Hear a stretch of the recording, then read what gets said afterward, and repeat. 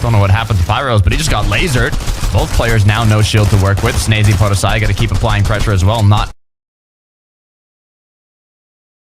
allowing them to pop any shields. They are going to be forced to crash pad away. Both in opposing directions, though. I don't know where Pyros went to. The good news is he didn't get knocked, so in the feed we'll see as well. Vico with the double elim. Interesting to see that the teams in game one, they fought it in Mount Olympus, and almost every game after, they're just kind of following each other out after they get the loadout. Mystic Maxi, a lot of these teams continuously finding themselves in and around Lavish Slayer, but a nice shot there is going to back up blocks, and they know that he's weak. I feel like they can smell the fear on him. Nitro Splash is going to be popped. Now they're just instantly going to try to break their way in through some of these boxes. Multiple angles means a rank can't save you. Nothing can save you at that point. I talked about it just a moment ago, but let's see what Vico ended up doing to get that double elimination. Ooh. Nice shots connecting. He's coming through onto Pred, put to sleep alongside his duo partner. I see Vico, he kind of looks like a boss right now. Like, he's looking a little too confident the way he's pushing into these boxes. Chapentini, though, they gotta be careful. He's feeling himself. How many solo clutches throughout this FNCS alone, let alone today? I think he just gets that good amount of confidence, playing very, very well under pressure. It almost feels like it's fueling him at the end of the day. Chapentini, early game scuffle. No worries for them just yet, but as I say that, immediately get beamed away from their own POI of the Nitrodrome. You can see Trulex Chicho also close behind them. Our match winners. Walks and Ping here. In the Underworld, not another duo in sight. You can see it was even their first ever victory royale in an FNCS finals. So you can add that to the list. A lot of kind of first time FNCS final VRs for the teams competing today. Chaptini, they were looking safe, they were looking secure, but now they're looking dominant as Chicho is under a lot of pressure. This is good for the lobby. No more Chicho, Trulex, Skybase this game if they're able to take him out, but Teeny just oversteps his boundaries. One too many steps. Surprise attack. I'm not even sure he knew exactly where it came from. Trulex and Chicho, they might be separated, but they're playing as a full duo. Just making sure to communicate everything. You don't know exactly where they're at. And you can see two different layers on top of that one. I agree with the disengage coming out from Chapentini. If you don't know exactly where to fight against, you might not want to be there at all. See the amount of players around the Nitrodrome. Even more wandering on in as Trulex is gonna choose to kind of play this one out slower, refarm up, and wait for more of a secure opportunity to do anything a bit more risky.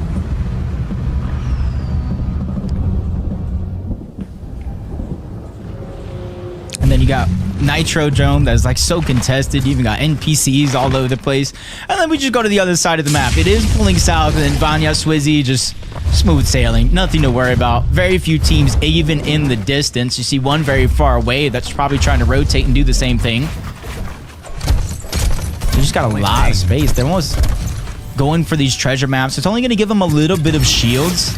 With 3 big pots already, it's not going to be too much of a difference maker. Maybe you want Flowberry Fizz, but it's definitely going to keep you going in this game, especially early on. Yeah, the only thing I'd worry about at this point when you pull these type of zones is finding ways to get that damage, but Giros Chari just gave them a little bit. Because you're not going to get line of sight of too many duos until later on in the match, so you will have to kind of position yourselves a bit more into the zone to find those options. Couldn't breathe though. Some fighting in Mount Olympus to kind of finally has gone back in there, but it's Snazy and Podosai who actually get separated, kind of ripped apart as solo players. And you know he doesn't have the reboot card just yet because they're setting up their tent. They got the s'mores out. They're ready to camp that one and make sure he cannot come back for it. In the meantime, we have some duos trying to do a race to the sky base. It's Dexy Eclipse up above connecting a shot, but the crash pad to drop themselves back down. Will they be able to make it out? As now they're forced to continue. Almost every single mat is being used to finish off this fight. Uh-oh. Is it going to be worth it for Dexy and Eclipse in the end, though, as they continue the hunt? They spotted him out just a little bit. They might not be able to jump on him, but now they're closing in on the distance.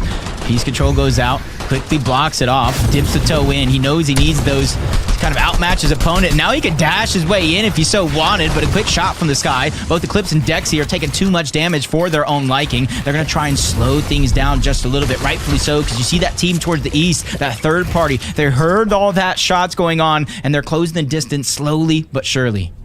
Both duos now left with no materials, forced to farm back up. Meanwhile, Cheeps and Turtle are going to be the ones coming on in to see if they can clean up what was left unfinished. Kovacs, though, now kind of taking some pop shots onto Pahala, but nothing overly aggressive yet. Fighting over that bunker. Hasn't necessarily opened up just yet, but you don't want to give the other team just kind of the best chance to just move in, steal away all the loot. So Comeback and Perhawa just trying to hold their ground. Kovacs is making sure that he has as many of the pieces underneath his control. Zone moving in. It's not too far from where they're at, but if they intend to box fight for this bunker, they're going to stay in the zone. The good news is it is third zone, so it's not necessarily going to do too much damage, and they can kind of afford to tank a little bit of that storm damage. Sky and Scroll looking to see if they can kind of plan a sneak attack. You have Cheeps and Turtle close by, unaware that Sky and Scroll have vision onto Cheeps right now. The 3-2-1 could be all it takes. Zooming in, but it's unable to connect those crucial shots that you need to hit in these grand finals. Oh, Sky was looking, he was feeling confident. He knew they were separated just a little bit, but he takes too much damage as he falls towards the side of that hill.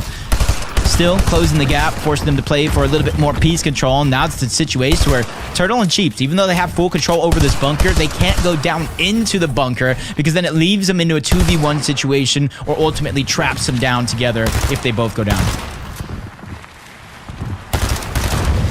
30 seconds until the zone starts closing. There is 3 duos that are up on the rotate towards zone. So if either of these duos kind of make an escape and try and run away after being cracked or tagged, they could run right into a healthy duo, which would be extremely dangerous. But the battle for the bunker is what's on their mind right now. It does look like another team is slowly rotating in this direction. Yeah, they're elevated a little bit lower on that shoreline next to the dashes, but they continue to hear these two teams fighting it out. They could get a little nosy, close this distance, and make it harder for either one of these teams to survive. But with the zone moving in, they're going to have to make that decision quick, how long, or even if they want to stagger themselves to try to make this worth it. Clock's ticking now inside of the zone. They are going to be losing HP. It's going to be 4th zone in just a minute here. As Sky and Scroll decide now's the time. We need to make a play, but unable to hit that initial shot. They don't have an opening. Misses the next one. Scroll needs to connect one of these shots if they want to continue pushing. Yeah, this is the tough situation I was talking about. Turtle goes in, Cheap stays out. They're separated as 2 different solos, but Cheeps is doing a good job of holding his ground for now. He does have the cola for the shield that he lost, instantly able to get it back on up.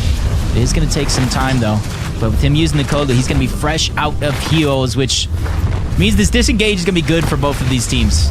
Depending on what they found in the bunker and depending on what Turtle actually had in his inventory, there might not be a lot of HP heals on either one of those 2 players in the duo. Yeah.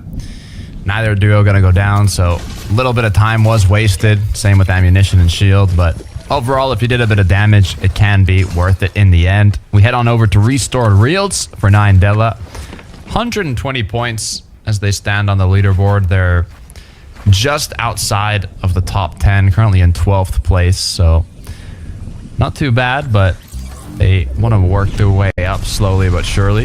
Kiro, on the other hand, looks like he might have just gotten out of a build fight. He did lose his duo partner. That's tough because they started the game looking good. At least I was going crazy over some of those hand cannon shots. They had a 7th. They slowed down to a 38. They picked up the pace with the 10th, but once again, the 17th. It's just a lot of inconsistencies facing these teams, just unable to really adapt on the quick changes that happened not too long ago. But hopefully he realizes you not only have this game left, you have 1 more, and then 6 full games tomorrow on that Championship Sunday. And those 6 full games have a 1.5 times multiplier on the points, both eliminations and placement, which is why we've seen some extreme comebacks. Mustache Malibu being in 6th isn't the position for extreme comebacks, but I mentioned it before in Major 1. Andalix Sato, 46 day 1, 5th place day 2, from the bottom end to the top end.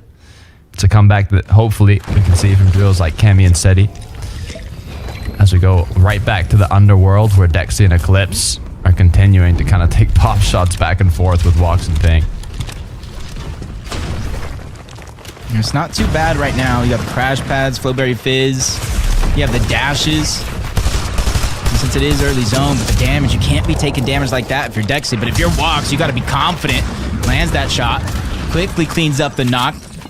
And now they have a 2v1 onto Eclipse, and you see him crouch. He's just trying to hide as much of the audio as possible. They know exactly which direction he went. They go in, Pings goes down, but luckily they have the numbers on their side. Wox quickly cleans that one up. And they are 1,300? Am I reading that right? 1,300 above the damage threshold?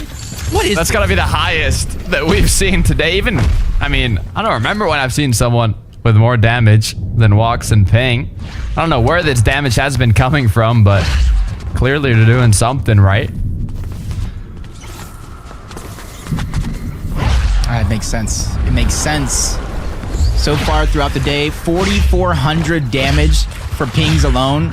Wox, almost 3,800 damage. First and third. The only person that is kind of keeping up on that leaderboard is going to be Vico himself, almost 4,000 damage. And it's going to show you don't always have to fill up with eliminations to get that damage for Storm Surge. Sometimes picking your battles wisely actually does pay off. Sometimes planting a Flowberry Fizz